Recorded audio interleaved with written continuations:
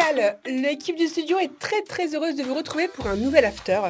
Et l'after, donc c'est l'émission un petit peu plus cool. Tout le monde est cool? Ouais. Tout le monde est cool, oui. Maxime, cool ce soir? Simène, elle a cool? Ouais, super cool. Tranquille, hein? Véronique? Oui, super cool. Et nous recevons monsieur Alain Ventura, bonjour. Bonjour. Oui, parce qu'en fait, on a une très bonne nouvelle. On a une super nouvelle à annoncer. Ouais, on a une très bonne nouvelle à annoncer à tous les Wascaliens et à Madame le maire en particulier. On a une bonne nouvelle. Elle va pouvoir venir débattre en plateau.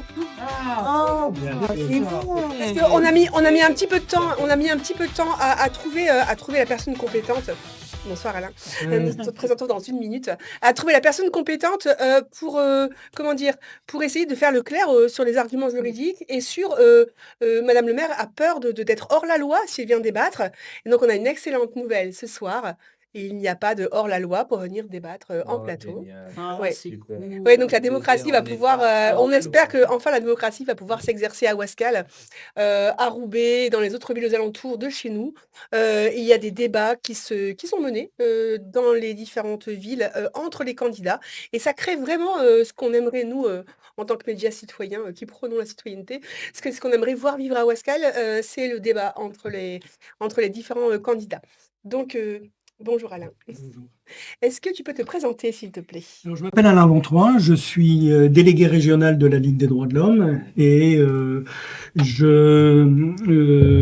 j'ai travaillé dans une collectivité locale pendant longtemps, je suis maintenant retraité, sur les questions électorales notamment. J'ai tout de suite eu envie de venir quand on a abordé le sujet parce que c'est un sujet qui me tient à cœur, on va avoir l'occasion de développer parce que je pense que au-delà de la simple possibilité de faire un débat ou de pas faire un débat, ça sous-tend beaucoup de choses dont il faut qu'on parle ce soir. Très bien. Donc, nous, en fait, ce qui s'est passé, c'est qu'on a envoyé un courrier à Madame le maire et à Monsieur Tirmarche. Une épreuve physique de ces courriers. On a envoyé un courrier donc aux deux candidats déclarés, Madame Ducré et Monsieur Tirmarche, pour les inviter justement à venir débattre et à venir exposer leurs idées, leurs programmes pour Wascal. Et le cabinet du maire, pour être précis, nous a répondu qu'en fait, il lui était impossible de venir parce qu'elle n'en avait pas le droit. Parce que la loi électorale et le code électoral ne lui permettaient pas.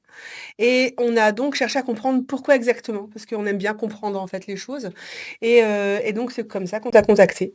Oui, alors dans les arguments qui sont mis en avant par le cabinet du maire, je pense que l'argument principal, celui qui a été repris d'ailleurs par La Voix du Nord, c'est l'argument de l'article L52.1 qui interdit ce genre de choses. Parce que il est interdit pour les candidats, c'est comme ça que c'est présenté par le cabinet, de profiter de publicité pendant la campagne et donc il reste là-dessus. Il présente quelque chose un peu comme un nuage de fumée qu'on a du mal à comprendre.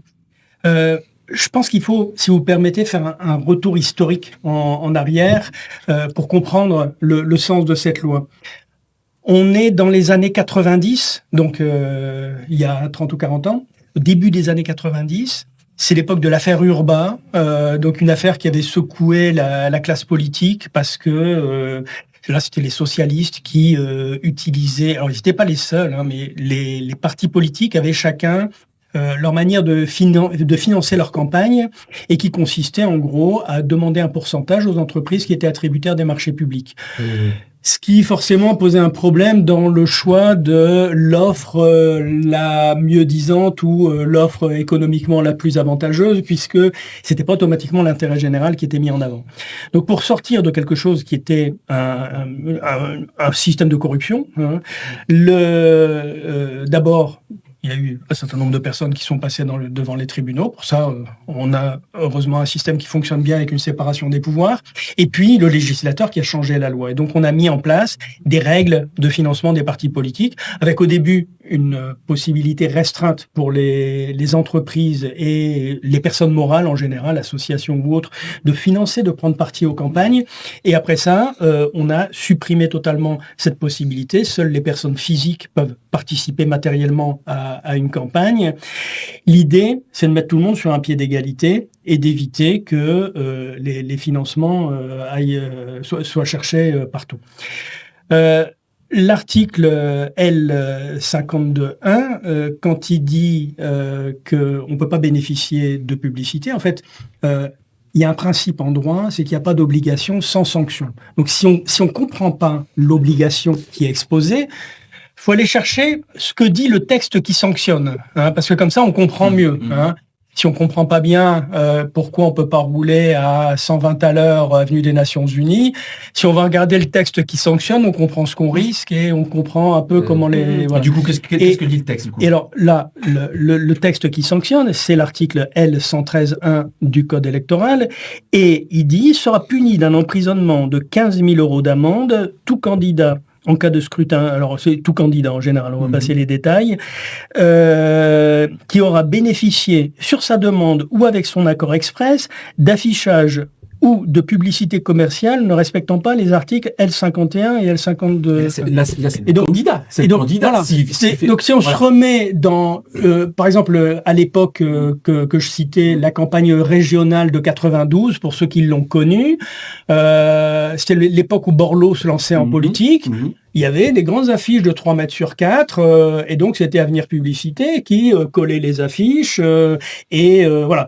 Et puis il y avait derrière des entreprises qui finançaient ça. C'était tout à fait légal à l'époque. Hein. Il suffisait d'avoir un bon réseau, et donc ça a été prohibé depuis.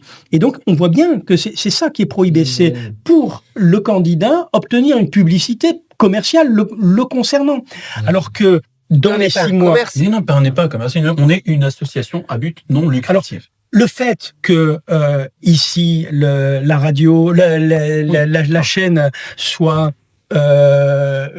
sponsorisée ou qu'elle le soit pas, peu importe, puisqu'elle n'apporte pas une publicité concernant tel ou tel candidat.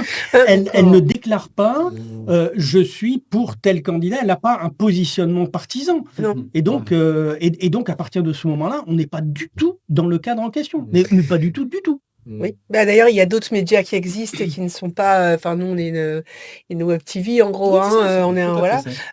Il y a d'autres médias qui existent avec des candidats au municipal qu'on voit. Mais tout à fait. Et pour autant, c'est pas parce qu'il y a une pub avant ou après la Voix du Nord, je pense que dans la Voix du Nord. Oui, la Voix du Nord, il y a des pubs, oui, c'est vrai.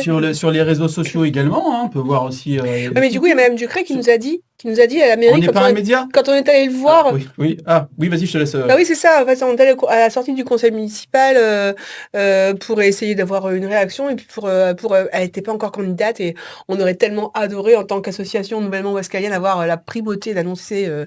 On l'a pas eu. Mais donc, on a quand même essayé d'aller tendre le micro et on lui a dit, mais elle disait non, je peux pas venir chez vous. Et on lui dit, mais si, en fait, je lui ai dit, on voit des politiques à la télé. Et elle nous a répondu, oui, mais vous n'êtes pas un média.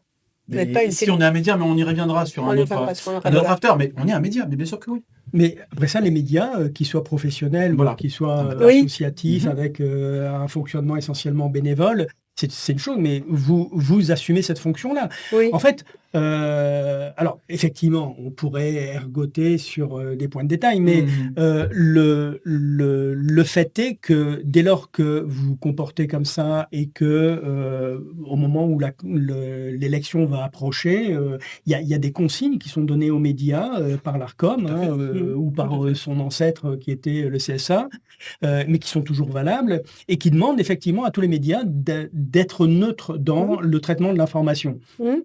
On se demande ce qui va se passer à CNews dans les semaines qui viennent, mais c'est des questions qu'on peut se poser pour les médias professionnels comme pour les médias amateurs. Hein. Donc il y a effectivement, je pense, y compris pour vous, nécessité de faire attention à ce traitement de l'information. Mais après ça, on voit bien, alors non seulement il y a des débats qui sont organisés, il y en a qui vont être organisés ici à Roubaix, à Lille, on a vu que il y a 5, à Lille, on sait qu'il y a 5 candidats candidats qui ont accepté de débattre ensemble. Je vous rappelle qu'on est dans une ville où l'élection s'est réglée après un débat entre les 2 candidats du second tour en 2020. Et ça n'a posé question à personne. Hein, ça n'a posé question à personne. Donc, c'est un argument qui sort du chapeau. On ne sait pas d'où il vient. C'est des choses qui ont existé de façon claire, indiscutable, un peu partout en France, qui n'ont jamais donné lieu à contentieux. Et il y a aucune jurisprudence qui vient dire quoi que ce soit là-dessus. Donc, c'est un argument fabriqué. Alors après ça, pourquoi ?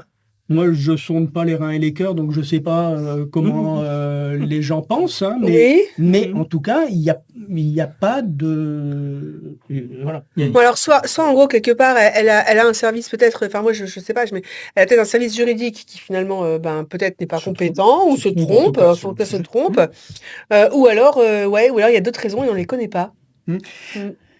Et je ne connais pas. J'ai vu le courrier et ils sont quand même insistants sur l'argumentaire et ils reprennent un autre article qui est l'article L52.8. En fait, c'est l'autre face de la même pièce. Hein, parce qu'en fait, à l'origine, on est sur, comme je vous l'expliquais, un système où on veut mettre tout le monde sur un pied d'égalité, rendre les choses un peu plus propres, le fonctionnement de l'administration un peu plus propre.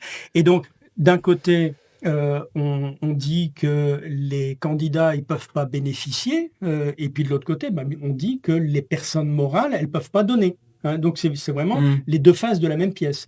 Et donc le L52.8 il dit qu'une association elle peut pas prendre parti pour favoriser l'un ou l'autre, favoriser tel ou tel candidat. Et donc l'argument c'est un argument disant que ça pourrait être hors la loi, enfin ça pourrait... Alors ça rappelle, cet article-là, il a été cité par le maire d'Aisne, Francis Vercamer, sur sa page Facebook. Il avait inscrit que les associations ne devaient pas faire de politique pendant la campagne électorale.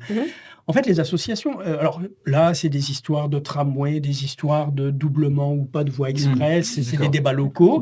Hein, et donc, les associations qui engagent dans le cadre de leur objet associatif, engagent des débats, engagent des actions, font le travail de tout lobbyeur finalement. Hein, et les lobbyeurs, on les voit pas se taire, on voit pas l'industrie pharmaceutique obligée de respecter une période de silence pendant les législatives, ceci, cela, la FNSEA obligée de se taire à l'approche de telle ou telle élection. Donc ça n'existe pas. Hein, et donc il n'y a pas d'obligation pour les associations de se taire. Ce qu'on ne peut pas faire une association, c'est financer, ça c'est clair. Elle ne peut pas donner des fonds, même de façon déguisée. Hein, d'accord. Et elle peut pas prendre parti pour un candidat. Dire je soutiens tel candidat et je ne soutiens pas tel autre. Alors ça peut aller assez loin. Une autre affaire locale. Donc c'était au municipal de 89 à Tourcoing. Il y avait une association qui s'appelait Refusons l'extrême droite et qui avait fait son boulot dans le cadre de son objet associatif. Et au second tour, il y avait, à l'époque c'était Balduic, maire socialiste, et en face, il y avait l'extrême droite. Donc, l'intention était de bloquer une famille politique, mais pas de dire votez pour tel ou tel. Au second tour, ils étaient 2. Donc là, finalement, c'est le parti politique lui-même, hein, à l'époque les socialistes, qui ont dit à l'association, c'est pas le moment. C'est pas le moment, mais ils ont réintégré les dépenses de campagne. Oui, d'accord. Dans l'ambiance de campagne. D'accord. C'était compté. C'était possible à l'époque.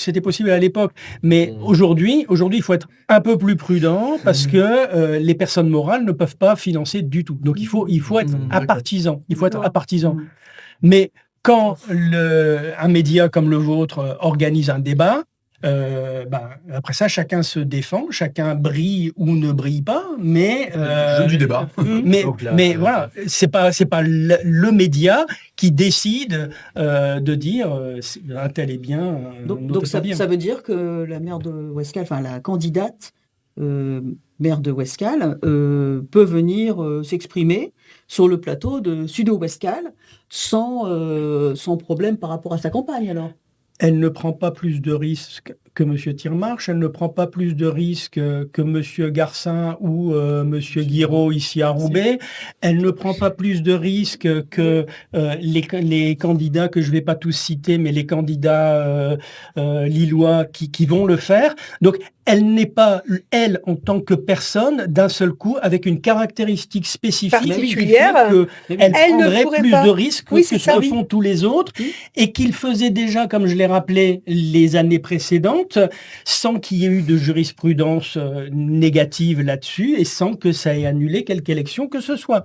Donc, si on se fie à la vraie vie, à ce qui se passe, les faits, ce qu'on voit autour de nous, dans la vraie vie, il n'y a aucun problème. Voilà. Disons que les précautions semblent un peu exagérées. Excessives. Excessive, Voilà, c'est une ça. question, c'est qu'est-ce qu'il faudrait qu'on fasse pour que ce soit pas légal? Comment un média, c'est pour reprendre qu'est-ce qui ferait qu'on serait Qu'est-ce qu'il faut pas faire? Qu'est-ce qu'il faut pas faire? Voilà. Qu'est-ce qu'il faut pas faire? Par exemple, un média qui s'est fait remonter les bretelles parce que il avait un traitement, parce qu'il avait par l'Arcom, parce qu'il avait un traitement de l'information qui n'était pas tip top. C'est par exemple CNews qui disait, moi je respecte totalement les quotas, l'équilibre entre les différentes tendances politiques dans la période. Mais quand on regardait, il invitait la gauche plutôt, il passait à 6 heures les du émissions matin, à 2 ou 3 heures du matin. Il y avait des émissions de nuit à 2 ou 3 heures du matin. Et aux heures de grande écoute, c'était la droite extrême, l'extrême droite, la droite extrême, l'extrême droite, la droite extrême, l'extrême droite. Et donc là, ils se sont fait remonter les bretelles. C'est ça qu'il faut faire. C'est ça qu'il ne faut pas faire. C'est ça qu'il ne faut pas faire. En gros, la méthode, là, parce que finalement, on est tout jeune. C'est ça, Donc, en gros, si on je comprends bien, si on s'engage à respecter le temps de parole de chacun, à ne dénigrer ni la parole de l'un ni la parole de l'autre, à ne pas donc favoriser l'un ou l'autre, on est dans le cadre de la loi, on reste dans le cadre de la loi, on a le droit de le faire et on a le droit de le proposer. Rien ne s'oppose à ce que ces deux candidats-là se rencontrent, pas plus que d'autres le font ici. Et s'il y en a, donc on a 2 invitations, si un seul ou une seule candidate accepte de venir, est-ce qu'on peut le faire? Dans le cadre ouescalien, parce que finalement, on a 2 candidats, là où on parle. Peut-être. On ne pourra pas respecter ni le temps de parole, ni rien, quoi. Mais c'est fou, ça muselle la vie politique. Je suis juriste, donc on dit souvent que les juristes, ils disent toujours comment on peut pas faire les choses. Mais j'aurais tendance à dire, vaut mieux s'abstenir. Vaut mieux pas le faire. Vaut mieux pas le faire. Si vraiment votre intention est pure et de dire, nous, ce qu'on veut, c'est organiser un débat et que les choses soient dites, que les arguments soient échangés, poussez jusqu'au bout. Montrer à la fin ce sur quoi vous pouvez communiquer, c'est sur tous les débats qui se passent aux alentours et celui-là qui malheureusement peut pas se faire, mais qu'il y en a un qui a dit oui et que l'autre a dit non, mais de là recevoir l'un des deux, il y aurait 3 candidats et 2 diraient oui et le troisième dirait non. Ça serait déjà plus simple, parce qu'on dirait, en fait... s'il y avait 3... On pourrait commencer à discuter des conditions de quelque chose, en fait. Quand on regarde, Roubaix Web va recevoir bientôt Guiraud et puis Garcin. Il reçoit pas les autres pour l'instant, donc il fait un choix. On voit beaucoup sur les plateaux, on voit beaucoup de débats où il n'y a pas tous les candidats, avec des motifs divers et variés. Souvent le motif c'est lui représente 0,5%. Pourquoi je veux le recevoir? À Villeneuve-d'Ascq d'ailleurs, il y a un candidat qui s'est indigné. Il y a un candidat qui s'est indigné à Il a Villeneuve pas été d'Ascq, invité. ouais, qui avait tout sauf lui. Ah oui. Et il a dit, oula, j'ai même pas été prévenu que ça allait se Si passer. on va être annulé, c'est possible qu'on soit annulé à cause de ça ou pas? Alors, si finalement, au bout du compte, les résultats sont très serrés, parce que le juge administratif, Oui. le juge administratif, c'est un pragmatique. Oui. Et donc, si on est dans une élection très serrée et que il y a justement celui qui n'a pas été reçu, qui n'a pas pu se défendre et qui loupe l'affaire de 150 voix, il va aller au tribunal et il a des chances. Il a des chances. Après ça, moi, je suis pas juge administratif et donc je vais pas dire. Mais c'est vrai que ce que va regarder le juge, c'est est-ce qu'on a faussé les choses ou pas.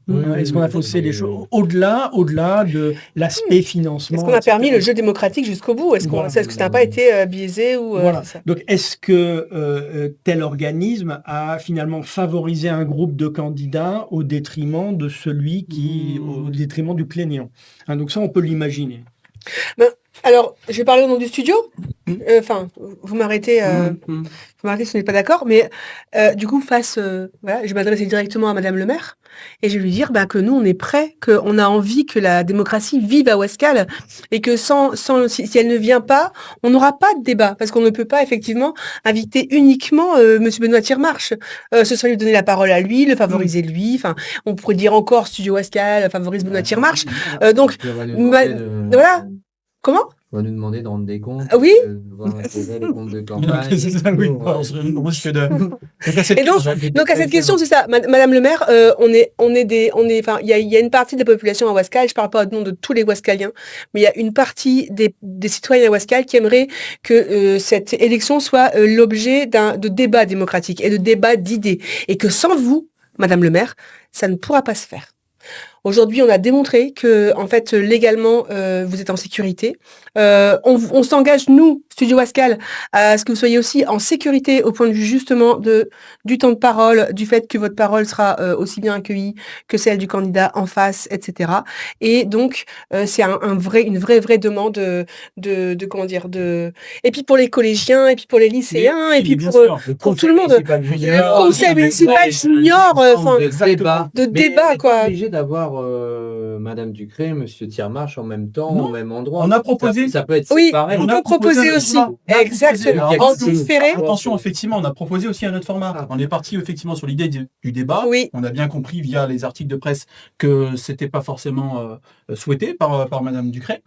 On est revenu vers la mairie avec un autre format, vraiment plus libre, et même le format qu'elle souhaite.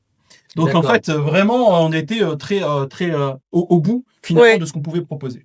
Et donc à cette question, les candidats municipaux peuvent-ils participer à un débat sur le plateau de Studio Ouescal qu'avait écrit la Voix du Nord. Eh bien, la réponse est oui. Eh bien, Monsieur Tullier, au fait, on a répondu à votre question de votre article. À ce sujet, on a réussi à répondre à la question de votre article. Merci d'avoir posé. Alors, c'est étrange parce que l'article se termine finalement par quelque chose autour du fait que vous êtes sponsorisé. Oui, alors publicité Facebook. Oui, une publicité Facebook. Mais ça n'est pas. C'est pour ça que j'ai tenu à vous relire tout à l'heure l'article L113.1 parce que c'est pas du tout ça dont il est question. Hein. C'est pas les publicités par lesquelles. Enfin, c'est pas le modèle économique du média. C'est une publicité pour le candidat en question.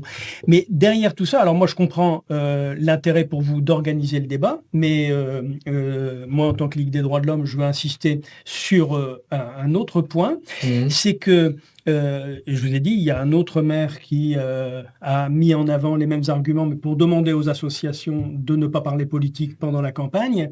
En fait, pour moi, ça participe d'un mouvement un peu trop général de vouloir faire taire tout ce qui est corps intermédiaire, en gros, on vote, ensuite les politiques font la politique, et puis 6 ans après, on vote. Et entre-temps, on est sage.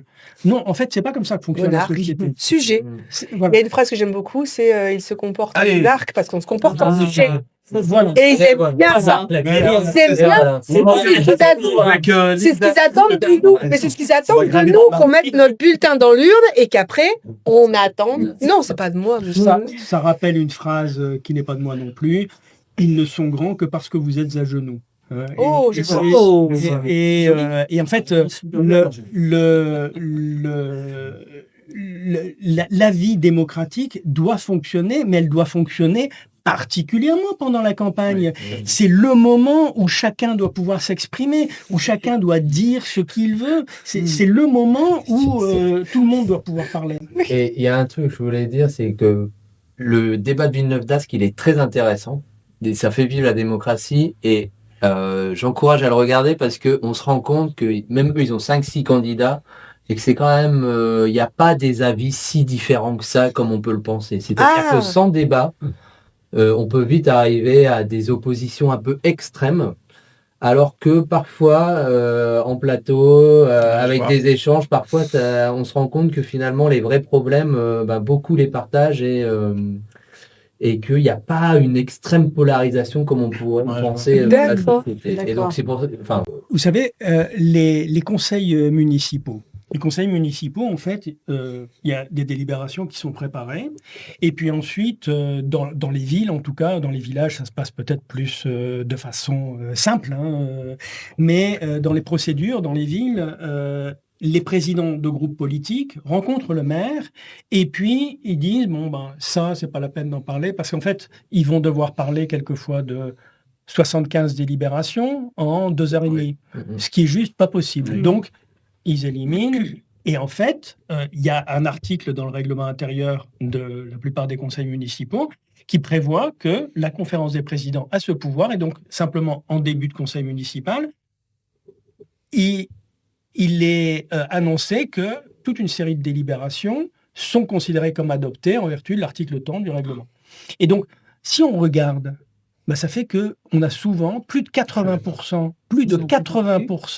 des délibérations qui sont adoptées à l'unanimité. Qui ne sont pas discutées. Regardez, allez consulter dans une commune les registres qui ont été discutés en commission. D'accord, mais qui font pas l'objet d'une opposition et qui donc sont adoptés. Et donc on a pas du tout. Alors cet exemple-là, j'aimerais bien savoir où ça se passe parce qu'à Ouascal ça se passe pas comme ça. Pas du tout comme ça en fait. Mais je rejoins sur le fait qu'effectivement à Ouascal aussi, il y a plein de résolutions où c'est voté à l'unanimité.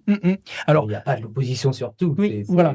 Et en fait, quand on regarde, globalement, il y a plus de 80% des délibérations dans les communes qui sont votées à l'unanimité. Avec bon sens, en fait. C'est ça que vous disiez, c'est une sorte de bon sens. Il y a quelque part de la commune qui ne nécessite pas... Voilà, ça va dans le même sens que ce que vous disiez. C'est-à-dire que l'avantage du débat, effectivement, je pense que c'est pas qui vient rajouter du chaos, c'est qui vient dire où sont les différences, qui vient éclairer le citoyen en disant mais en fait, si je vote, il va se passer quoi sur tel sujet, sur tel autre quel est l'enjeu finalement? Quel est l'enjeu de mon vote? Est-ce que ça vaut le coup que je sorte de chez moi? C'est quoi l'enjeu? Et puis peut-être intéresser aussi les gens à la politique, parce que aller voter, aller mettre son bulletin de vote le dimanche, en sachant pas vraiment pour qui je vais voter, il y a quand même des candidats, je pense peut-être pas forcément au municipal, mais des candidats, on ne les a jamais entendus parler, on a une feuille, on a un petit programme, on a une photo,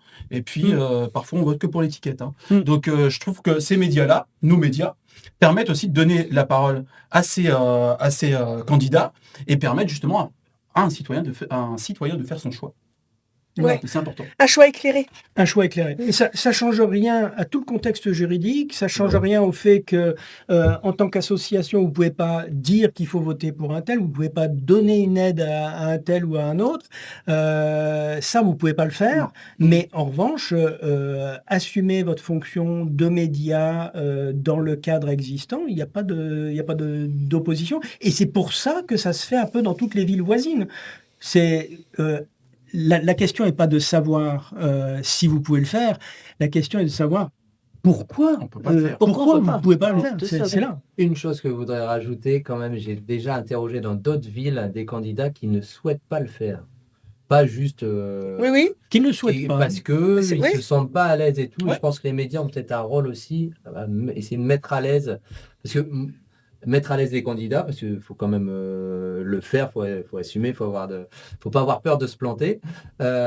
Et donc, et s'il y a jamais de débat, ben comment dire, ça n'aide pas non plus à avoir une activité démocratique, parce que ce serait bien qu'il peut y en avoir un là de débat, mais le prochain maire ou la prochaine maire pourrait revenir sur Studio Wascal aussi après Oui. et échanger avec On des aimerait habitants. C'est-à-dire qu'on n'est pas obligé d'avoir que des débats en période Électorale. municipale. Non, ça peut faire vivre la vie municipale, Exactement. effectivement. Expliquer les projets, par exemple, s'il y a un projet, l'expliquer durant une émission, par exemple Studio Westcal.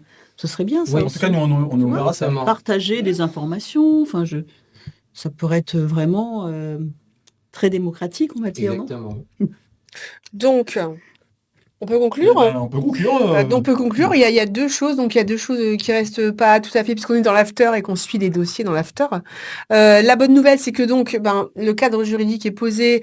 Le débat Wascal peut se dérouler, et on aimerait beaucoup ça. Et la question suivante, c'est s'il ne se déroule pas, pourquoi? Parce que après tout, comme tu le disais, tout le monde n'est pas tout le monde. Voilà, ça peut être une raison, peu importe, ça peut être une raison, je pense, peu importe, de tel ou tel candidat, de dire je ne me sens pas capable, il y a ça qui m'empêche d'eux, etc. Oui. Tout est entendable finalement, et donc Mais les arguments juridiques. pas l'argument juridique. Il va y avoir une explication. Un autre argument, Voilà. pourquoi pas, Voilà. mais pas un argument juridique. Voilà. Eh merci beaucoup.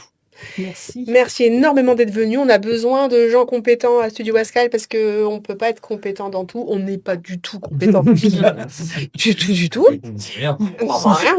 Si je peux rebondir sur ce qui a été dit, moi je crois beaucoup dans ça, dans la nécessité de débattre et d'apprendre à débattre. La Ligue des droits de l'homme organise depuis maintenant 7 ou 8 ans au niveau régional un concours de plaidoirie pour les lycéens.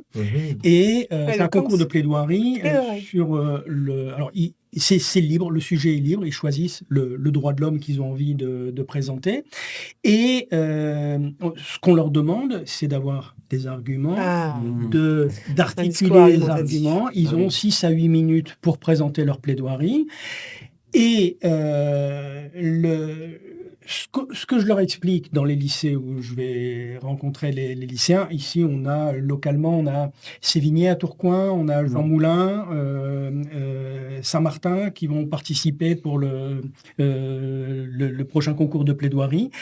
Je leur dis, en fait, ce qui nous intéresse, c'est si demain, quand vous êtes majeur, citoyen, dans une assemblée avec des centaines de personnes qui disent toutes à peu près la même chose, et vous vous rendez compte qu'il y a un truc qui ne va pas, que vous ayez le courage de vous lever et tranquillement de dire « je ne suis pas tout à fait d'accord », et d'oser le dire parce que vous l'avez déjà fait une fois, là pendant le concours, et d'oser poser les arguments, les articuler, d'être écouté, peut-être de convaincre 2, 3 personnes, peut-être une majorité, mais au moins de faire l'exercice. T'exprimer. Alors, je vous invite, puisque la finale départementale aura lieu au Théâtre Pierre de Roubaix le 18 mai, je vous invite à venir assister à cette finale départementale, parce que elle est tout à fait dans l'esprit de ce que vous disiez. Il faut qu'on apprenne à débattre. Et comme vous le disiez, quand on débat, on ne rajoute pas du chaos, mais on rajoute un début de compréhension des enjeux. Et c'est très important pour faire vivre la démocratie. Eh bien, merci beaucoup. Merci énormément. Et à bientôt, Wascal, pour un prochain after sur d'autres sujets.